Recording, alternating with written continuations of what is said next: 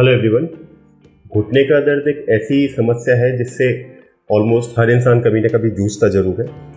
लेकिन आज हम जिस घुटने के दर्द के बारे में बात करेंगे वो घुटने का दर्द है जो 50 से 55 साल की उम्र के बाद ओल्ड एज में होता है।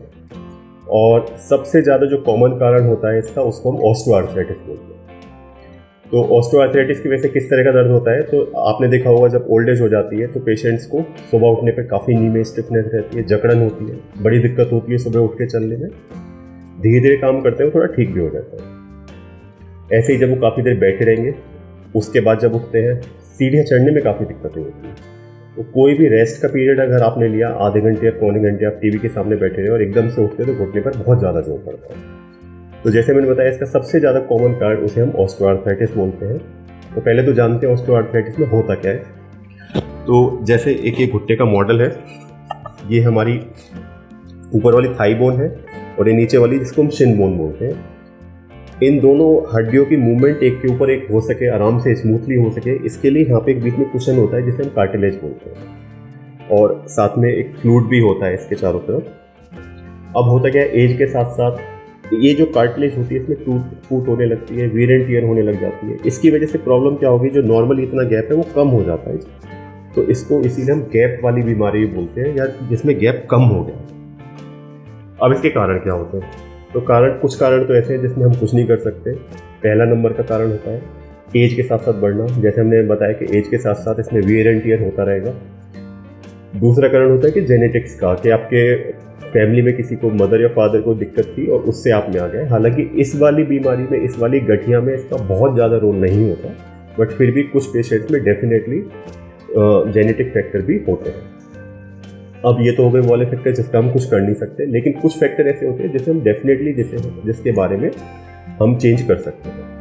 सबसे ज़रूरी चीज़ जो घुटने में ऑस्टियोआर्थराइटिस ऑफ नी, जो घुटने के दर्द की जो ऑस्टियोआर्थराइटिस होती है, उसके लिए सबसे जो परेशान करने वाली चीज़ है वो है आपका वेट। अगर आपका वजन ज़्यादा है, ओबेसिटी है, तो घुटने पर पूरे समय जोर पड़ता रहता है और जल्दी से जल्दी पेन आता रहेगा, बार बार स्टिफनेस आती रहेगी और परेशान होते रहेंगे। इसके अलावा अगर आपकी एक्टिविटी बहुत ज़्यादा नहीं है, आप बहुत ज़्यादा एक्सरसाइज नहीं करते, उससे भी घुटने का दर्द काफ़ी ज़्यादा परेशान करेगा आपको। अब ये तो हम जैसे सिम्टम तो उन्हें बताई दिए क्या क्या सिम्टम होते हैं। उठने पर स्टिफनेस होती है, मॉर्निंग स्टिफनेस होगी, या काफ़ी देर बैठ के उठने पर स्टिफनेस आती है। अब इसकी डायग्नोसिस कैसे करें, तो डायग्नोसिस बहुत आसान है, कोई लंबे चौड़े टेस्ट नहीं कराने होते इसमें। एक सिंपल सा एक्सरे होता है, आपने डॉक्टर के पास जाएंगे, वो लिख के देंगे आपको किस तरीके से एक्सरे कराना है। ज़्यादातर खड़े होकर ही कराते हैं, वेट बेयरिंग जॉइंट होना चाहिए।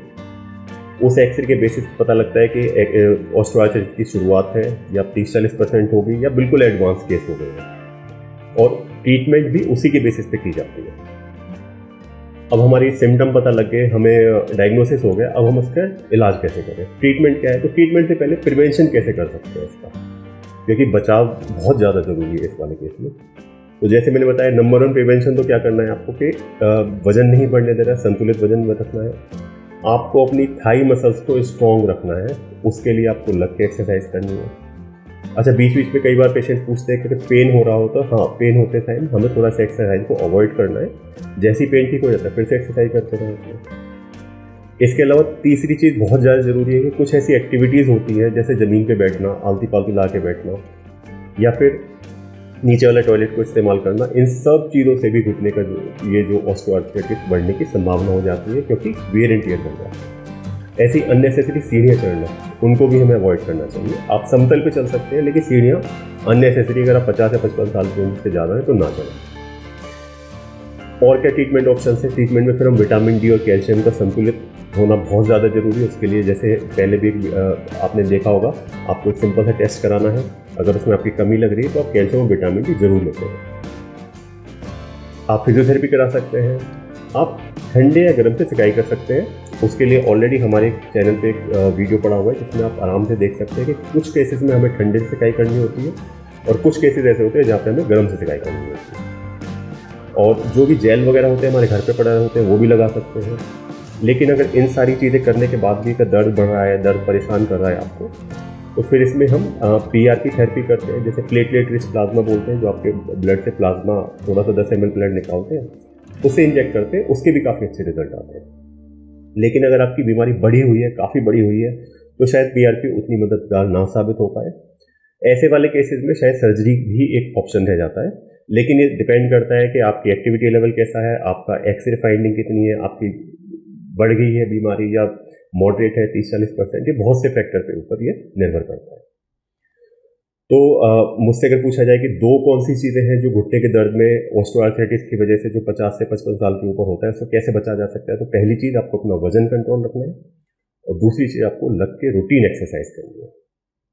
आशा करता हूँ इस वीडियो से आपको ऑस्टियोआर्थराइटिस घुटने के बारे में समझने में कुछ मदद मिली होगी।